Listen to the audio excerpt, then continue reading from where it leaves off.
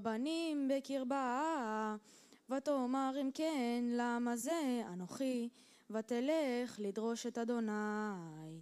ויאמר אדוני לה, שני גויים בבטנך, ושני לאומים ממעייך ייפרדו, ולאום אל עם יאומץ, ורב יעבוד צעיר. וימלאו ימיה ללדת, והנה תומם בבטנה. ויצא הראשון אדמוני כולו כעדרת שיער, וקראו שמו עשיו. ואחרי כן יצא אחיו, וידו אוחזת בעקב עשיו, ויקרא שמו יעקב, ויצחק בן 60 שנה בלדת אותם.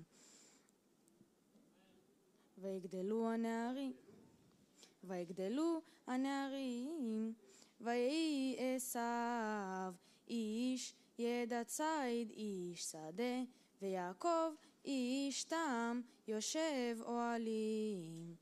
ויאהב יצחק את עשיו כי ציד בפיו, ורבקה